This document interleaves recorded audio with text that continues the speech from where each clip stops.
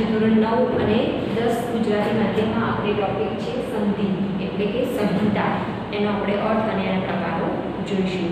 તો સંધિ એટલે શું? તો સંધિને સંહિતા પણ કહેવામાં આવે છે. તો સંહિતા એટલે જોડાણ, બે વર્ણો જ્યારે જોડાણ થાય એને આપણે સંધિ કહીએ છીએ. કેટલાક સ્થળોએ સંધિ આવશ્યક છે, જેમ કે પદમાં, ધાતુ, ઉપસર્ગમાં અને સમાસમાં. પદમાં જોઈએ તો ને વત્તા અયનમ એટલે કે નયનમ, આ એક પદ થયું. પછી અધિ વત્તા આગચ્છતિ એટલે કે અધ્યાગચ્છતિ, આ ધાતુ અને ઉપસર્ગમાં સંધિ લાગી. પછી સમાસમાં જેમ કે પિતમ વત્તા અમરમ તો પિતાંબરમ, આ થયો સમાસમાં. બરાબર. હવે સંધિ અને સમાસમાં શું તફાવત છે? તો સંધિ એ સમાસ નથી. બરાબર. સંધિ અને સમાસમાં તફાવત છે. કેવો રીતે તફાવત છે? તો સંધિમાં બે વર્ણો જોડાય છે એટલે કે અક્ષરો જોડાય છે, જ્યારે સમાસમાં બે કે તેથી વધારે પદોનું એટલે કે આખા પદોનું જોડાણ થાય છે. બરાબર. આપણે ઉદાહરણ લઈએ તો તમને ખ્યાલ આવશે. દેવ વત્તા આલે અને પિત્તમ વત્તા અંબરમ.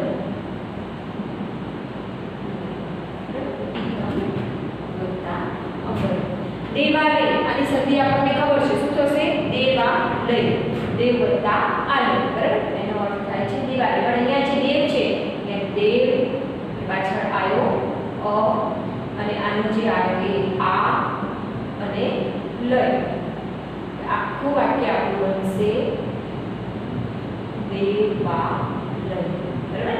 અ અને આનું અહીંયા શું થઈ જાય છે? જોડાણ થાય છે, એટલે એને આપણે કહીએ છીએ દેવાલય. જ્યારે પિતમ વત્તા અંબરમ તો શું થઈ જશે? પિતાંબરમ, પિતાંબરમ.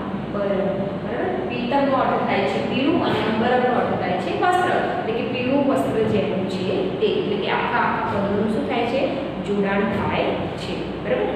હવે સંધિના મુખ્ય 3 પ્રકાર છે. આપણે જોઈએ કયા કયા પ્રકાર છે.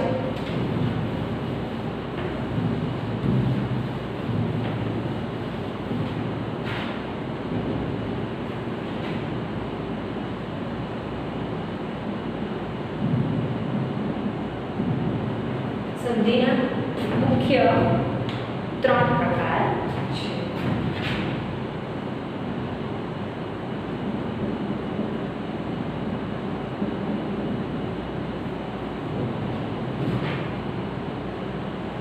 પહેલો પ્રકાર આપણે જોઈએ સ્વર સંધિ.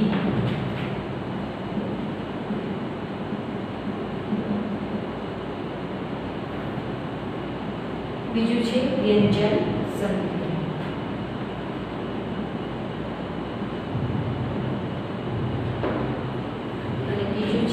વિસર્ગ સંધિ.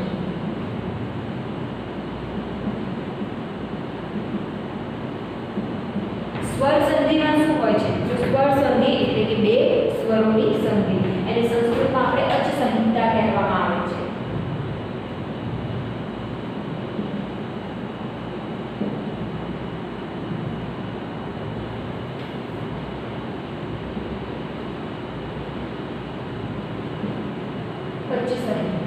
જ્યારે વ્યંજન મતલબ કે વ્યંજન જે સંધિ છે એને હન સંહિતા કહેવામાં આવે છે.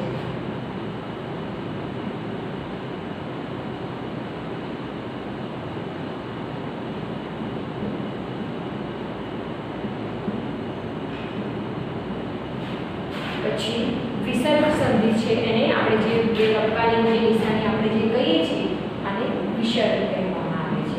બરાબર. સ્વર સંધિમાં શું થાય? તો જ્યારે સ્વરોનું જોડાણ થાય એટલે કે બે સ્વરોની જે સંધિ છે એ સ્વર સંધિ છે. બે સ્વરોની સંધિ. પછી વ્યંજન, તો બે વ્યંજનોની સંધિ.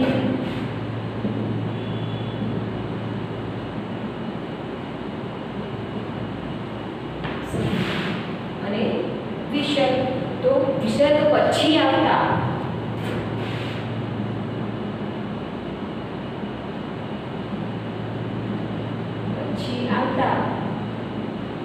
સ્વર અને વ્યંજનની સંધિ. આ કયા સંધિના પ્રકાર? સ્વર સંધિ, વ્યંજન સંધિ અને વિસર્ગ સંધિ. હવે સ્વર સંધિની અંદર પણ એના यण संधि, પછી છે ગુણ સંધિ, અહીંયા લખ્યું એટલે તમને ખ્યાલ આવશે. પહેલું છે યણ, બીજું છે ગુણ અને બીજું છે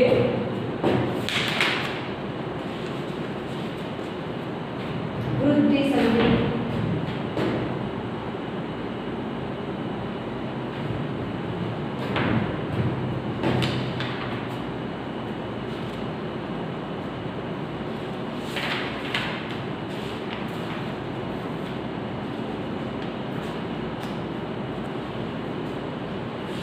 પછી છે સજાતીય સ્વર સંધિ.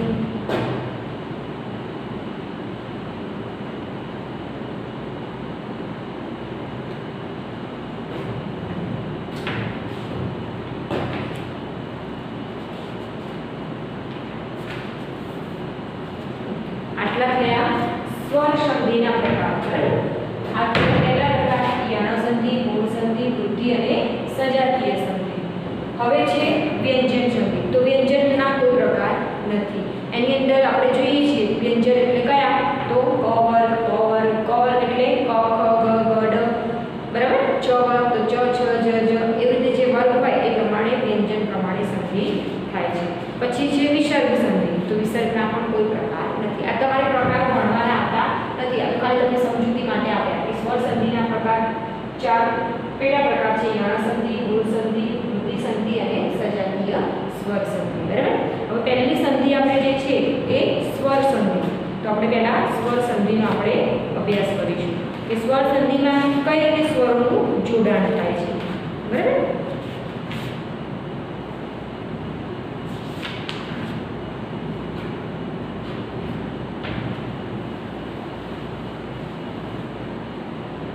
એમાં આપણે એક ઉદાહરણ લઈએ સ્વર સંધિ. પહેલું ઉદાહરણ છે મનુ વત્તા અંતર. મનુ વત્તા અંતર. મનુ પાછળ શું આવ્યું? ઉ આવ્યું. ઉ. તો ઉનો શું થઈ જશે? અહીંયા વ થઈ જશે. શું થઈ જશે? વ. એટલે આખું ઉદાહરણ શું બની જશે? મન વન ત ર મ. મનવંતરમ. બરાબર. મનવંતરમ. આ ન નામ હોય અને તમારે આખું ખાલી એવી રીતે લખવું હોય કે મનવંતરમ. તો ન ને મ ભેગો કરો તો ન લેવો. મનવંતરમ. તો પણ ચાલે. બરાબર. આ રીતે સ્વરનું જે જોડાણ થાય પછી વધુ વત્તા આગમન. તો શું થશે? વધવા ગમનમ. જે ઉ છે એનો વ થઈ ગયો. બરાબર. એટલે આ થઈ સ્વર સંધિ. પછી આપણે જોઈએ કે દેવ વત્તા ઇન્દ્ર એવી રીતે હોય છે. તો એનું આપણે શું કરીએ છીએ? દેવેન્દ્ર. બરાબર. દેવ વત્તા ઇન્દ્ર એનું આપણે શું કરીએ છીએ? ઈનો એ કરી નાખીએ છીએ એટલે કે દેવેન્દ્ર. બીજું એક ઉદાહરણ છે મહા વત્તા ઈશ. તો મહા વત્તા આ વત્તા ઈ બંનેને ભેગા થઈને શું થઈ જશે? મ એ શ. એ પણ સ્વર સંધિ થઈ. પછી બીજું ઉદાહરણ છે કે એક કે કમ. આવી રીતે એક ઉદાહરણ આવે એક કે કમ. બરાબર. આવું ઉદાહરણ હોય તો આપણે શું કરીએ છીએ? એક. બરાબર. એક વત્તા અ વત્તા ઈ વત્તા કમ. બરાબર. શું થાય? એક ક કની પાછળ શું છે? અ છે. એક કમ એટલે એ અને પ્લસ કમ. તો હવે જે આ અ અને ઈ છે બરાબર એનો એ કરવાનો છે. જેમ કે 1 + એ વત્તા કમ. પછી આપણું ઉદાહરણ બનશે આપણું 1 કે કમ.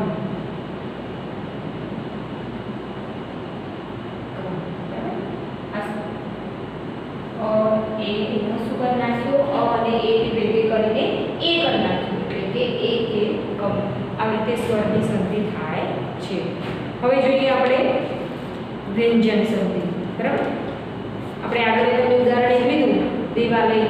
તો એમાં શું થયું? બંને સ્વર હતા અ અને આ. તો અને આને ભેગા કરીને દેવા લઈ આપણે બનાવી દીધું. પછી બીજું ઉદાહરણ આવે કદાપી, તો કદા વત્તા અપી, બરાબર. પુત્રાસ્તિ, તો પુત્ર વત્તા અસ્તિ, બરાબર. પાઠ્યપુસ્તકમાં તમે ઉદાહરણ જોશો એટલે તમને ખ્યાલ આવશે. પછી જુઓ વિસર્ગ સંધિ. તો વિસર્ગ સંધિમાં શું થાય છે આપણે જોઈએ. ચલો એના ઉદાહરણ લઈએ.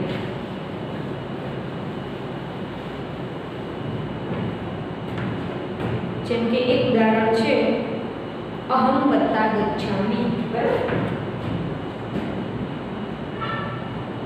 અહમ વત્તા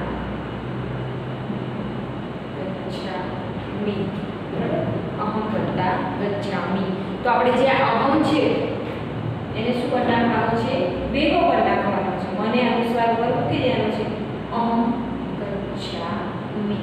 આથી સિમ્પલ, બરાબર. આ એકદમ તમને યાદ રહેવું છે. પછી ગ્રામાર વત્તા આયાતી. તો ગ્રામાર ત છે એની જગ્યાએ દ થઈ જાય, ગ્રામાર આયાતી. નગરત આગચ્છતિ. આ રીતે છે ઉદાહરણ નગરા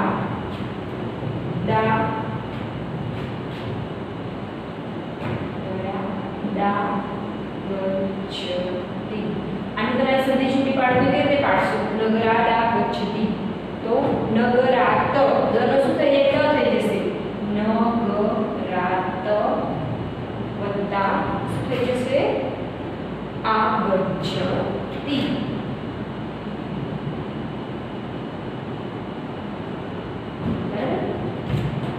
જે દા હતો એનો આપણે શું કરી નાખ્યો છે? અહીંયા તો કરી નાખ્યો છે. નગરાડા ગચ્છતિ. હવે તમે બોલો છો એટલે આ ગચ્છતિ શબ્દ અંદર તમને ઉચ્ચાર થાય છે, ઉચ્ચાર પ્રમાણે સંધિ થાય. તો એ ઉચ્ચાર પ્રમાણે શું થઈ જશે? આગચ્છતિ. નગરાદ આગચ્છતિ. પછી વાતાડ વત્તા ભયમ. તો વાતાડ ભયમ, બરાબર. પછી ભવાન વત્તા અપી. આ બધી સંધિ છે.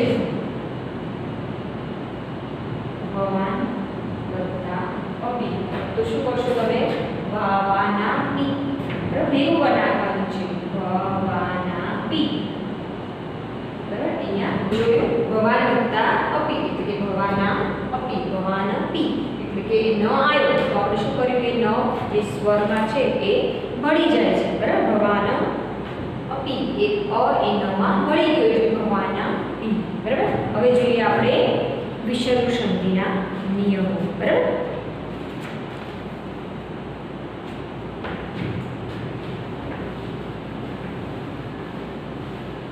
વિસર્ગ સંધિમાં કુલ 10 નિયમ છે. નિયમ બોલીશ અને એક ઉદાહરણ સમજાય છે એટલે તમને ખ્યાલ આવશે. પહેલો નિયમ છે કે વિસર્ગ પછી ચ કે છ આવે તો વિસર્ગનો સ થઈ જાય છે, બરાબર. જનઃ વત્તા ચતુર, તો જનશ્ચતુર આપણે બોલીએ છીએ. કપોતઃ વત્તા ચ, તો કપોત ચ આપણે જે જનો ઉચ્ચાર થાય છે મતલબ સ જે થાય છે એ કપોતઃ વત્તા ચ. ઉદાહરણ લખો અહીંયા તમને ખ્યાલ આવશે. કપોતઃ વત્તા ચ આવી રીતે છે. તો એની સાથે શું થઈ જશે? કપોતશ્ચ એટલે એનો સ થઈ જશે. કપોતશ્ચ એટલે કે શ નો અંદર સમાવેશ થઈ જાય છે, બરાબર. ખ્યાલ આવે છે. પછી મૃગા વત્તા ચરંતી એટલે કે મૃગાશ્ચરંતી, બરાબર. પછી દેવ વત્તા ચ આવી રીતે છે. દેવ વત્તા ચ. તો દેવશ્ચ આપણે શું બોલીએ છીએ? દેવશ્ચ, દેવશ્ચ, બરાબર. એટલે કે ચ કે છ આવે તો શું થઈ જાય છે? એનો સ થઈ જાય છે. આ થયો નિયમ 1. હવે નિયમ 2 નું ઉદાહરણ લઈશ. બીજો નિયમ શું છે? તો વિસર્ગ પછી ટ કે ઠ આવે તો વિસર્ગનો જ થાય છે, બરાબર. ધનુ વત્તા ટંકાર, તો ધનુષ્ય ટંકાર, બરાબર. પછી નિયમ 3. તો વિસર્ગની પહેલા અ અને તેને પછી ક ચ ટ ત પ વર્ગના કોઈ પણ ગ ઘ ડ અણ જ જ હ એવા કોઈ પણ શબ્દો એટલે કે વર્ણ આવે તો કોઈ પણ વર્ણનો શું થઈ જાય છે? વિસર્ગનો ઓ થઈ જાય છે. કઈ રીતે? તો આ રીતે થાય. જો નૃપઃ વત્તા જય, નૃપઃ વત્તા જયતિ, બરાબર. ક ચ ટ ત અને પ વર્ગના આયા, બરાબર. તો એ નૃપઃ છે તો એનું શું થઈ જશે? ઓ થઈ જશે એટલે કે નૃપો જયતિ.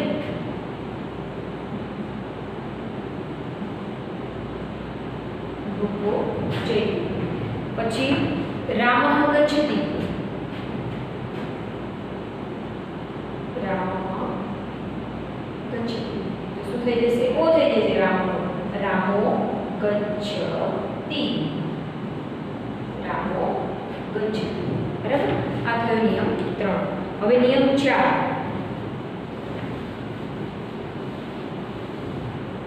એની અંદર જો કે વિસર્ગ પહેલા અ હોય અને પછી ચ ર લ હ કે હ પૈકી કોઈ પણ વ્યંજન આવે તો વિસર્ગનો ઓ થાય છે। કઈ રીતે કર્ણ વત્તા યચ્છતિ આવી રીતે છે, કર્ણ વત્તા યચ્છતિ તો શું થઈ જશે વિસર્ગનો ઓ થઈ જશે એટલે કે શું થશે કર્ણો યચ્છતિ, કર્ણો યચ્છતિ બરાબર। પછી છે વચઃ મમ તો શું થઈ જશે વચો મમ બરાબર।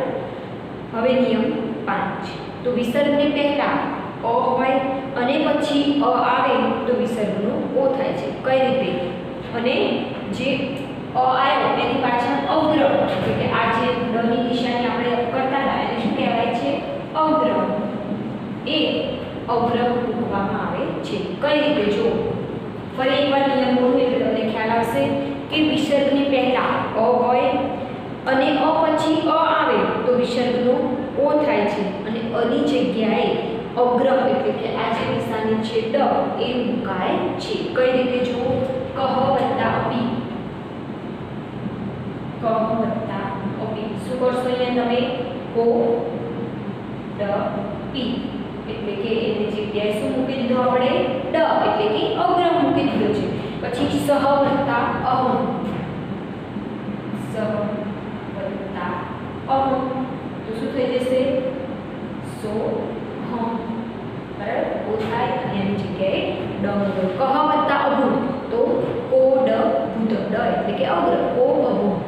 સ્વરઃ વત્તા અપી તો સ્વરો ડપી એટલે કે સ્વરને ડ ની જગ્યાએ શું કહીએ છીએ આપણે અગ્ર એટલે કે સ્વરો અપી એને અવંચાય છે બરાબર। આ થયો 5મો નિયમ। હવે પછી વિસર્ગ 6થો નિયમ શું છે કે વિસર્ગ પહેલા આ હોય અને પછી સ્વર આવતો હોય તો વિસર્ગનો લોપ થઈ જાય છે। કઈ રીતે તો નરા જે આયો ઈમે, નરાહ વત્તા ઈમે તો નરાની પાછળ જે છે વિસર્ગ એ વિસર્ગ નીકળી જશે। કઈ રીતે નરાહ વત્તા ઈમે, નરાહ વત્તા ઈમે તો આ વિસર્ગ જે છે એને કાઢી નાખવાનો છે અને નરા ઈમે બરાબર। પાઠ્યપુસ્તકમાં પણ આવા ઉદાહરણ ઘણા હશે। પ્રજાહ વત્તા અન્નમ તો પ્રજા અન્નમ, ભોજઃ વત્તા ઈવ તો ભોજ ઈવ બરાબર। જે શબ્દ છે એ પાછળ મતલબ આવ્યો તો એને શું કરી નાખવાનું છે તમારે વિસર્ગ દૂર કરી નાખવાનો છે। પછી 6થો નિયમ શું છે કે વિસર્ગ પહેલા આ હોય અને પછી દરેક વર્ગના કોઈ પણ ત્રીજા ચોથા પાંચમા વર્ગના કોઈ પણ સ્વર કે વ્યંજન આવે તો એ વિસર્ગનો લોપ થઈ જાય છે। કઈ રીતે તો શુષ્કાહ વૃક્ષા બરાબર। આ એક ઉદાહરણ છે શુષ્કાહ વૃક્ષા, શુષ્કાહ વૃક્ષા બરાબર। તો શું કરશો તમે અહીંયા પાછળનો જે વિસર્ગ છે એ અન્નમ રહેશે પણ આગળનો જે છે એ નીકળી જશે અને શુષ્કા વૃક્ષાહ એવો શબ્દ આખો બની જશે।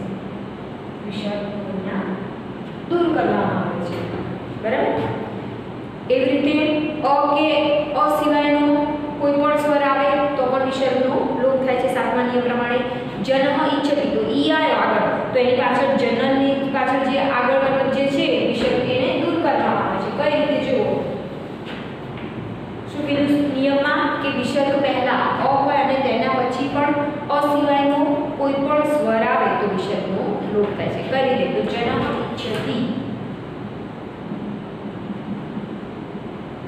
તો શું થઈ જશે જન ઈચ્છતિ,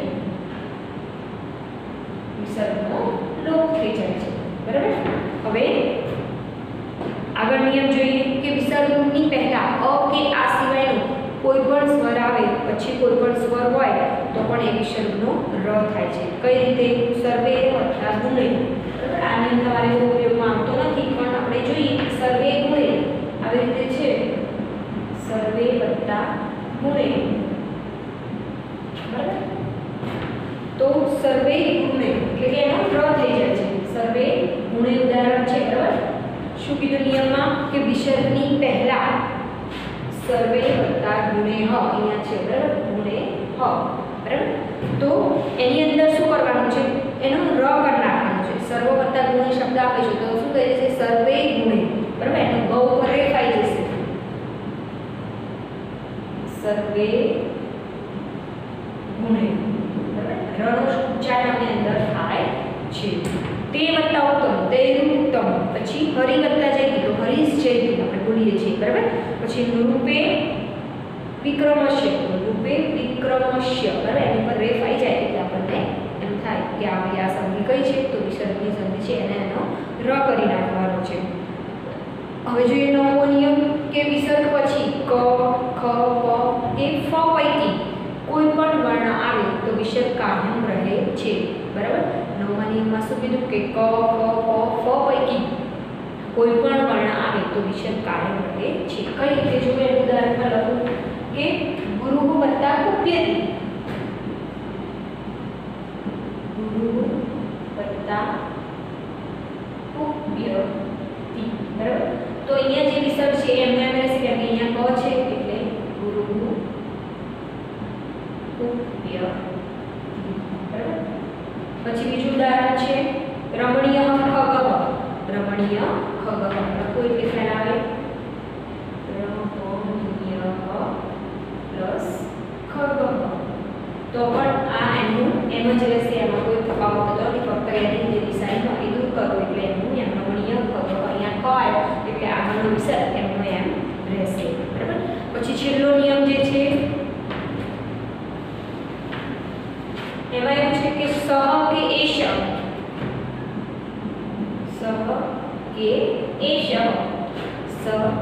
એશ પછી અ સિવાયનો કોઈ પણ સ્વર કે વ્યંજન આવે તો વિસર્ગનો લોપ થાય છે. કઈ રીતે? તો સહ નરહ સહ વત્તા નરહ તો શું કરશો અહીંયા? સ નરહ સ નરહ. પછી સહ કથયતિ આ રીતે હોય સહ વત્તા કથયતિ બરાબર. તો શું થશે? સ કથયતિ. પાઠ્યપુસ્તકમાં જોશો તો તમને ખ્યાલ આવશે. આવા ઉદાહરણ ઘણા હશે. તમને કંઈક આમાં શું સંધિ કરવાની આ બધી આપી સ કથયતિ તો તમને એમ કઈ રીતે સંધિ કરું? જ્યારે કરવાનું થાય ત્યારે શું કરવાનું? સમા વિષય મૂકી દેવાનું સહ વત્તા કથયતિ બરાબર. પછી એષઃ આનંદ એષ વત્તા આનંદ તો શું કરશો? એષ આનંદ એષ આનંદ બરાબર. આ રીતે પાછળનો વિસર્ગ એમનો એમ જ રહેશે. ઓકે. આ થયા વિસર્ગ સંધિના નિયમો બરાબર. તો એકવાર આપણે પુનરાવર્તન કરી લઈએ કે સંધિ એટલે શું? તો સંધિ એટલે જોડાણ. બે શબ્દો કે બે વર્ણોનું જે જોડાણ થાય એને આપણે સંધિ કહીએ છીએ બરાબર. પછી આપણે જોયા સંધિના પ્રકાર. સંધિના મુખ્ય 3 પ્રકાર છે: સ્વર સંધિ, વ્યંજન સંધિ અને વિસર્ગ સંધિ. સ્વર સંધિને સંસ્કૃતમાં અચ્છ સંહિતા, વ્યંજનને હલ સંહિતા, વિસર્ગને બે આપણે જે નિશાન હોય છે એ વિસર્ગ એટલે કે વિસર્ગ પછી આવતા સ્વર અને વ્યંજનની સંધિ તરીકે ઓળખીએ છીએ બરાબર. સ્વર સંધિમાં સ્વરોનું જોડાણ થાય છે, વ્યંજન સંધિમાં બે વ્યંજનોનું જોડાણ થાય છે, વિસર્ગમાં સ્વર અને વ્યંજન બંનેનું જોડાણ થાય છે બરાબર. વિસર્ગ સંધિના આપણે 10 નિયમો તમને જણાવ્યા. એ પ્રમાણે તમારી સંધિ કરવાની છે. પાઠ્યપુસ્તકમાં ઉદાહરણ તમારે આપેલા છે. એ ઉદાહરણ તમારે ધ્યાન આપવાનું છે બરાબર. સ્વર, વ્યંજન અને વિસર્ગ સંધિ. ઓકે. આઈ હોપ તમને આ વિડીયોમાં ખ્યાલ આવી ગયો હશે. ઓકે. નેક્સ્ટ વિડીયોમાં ફરી મળીશું.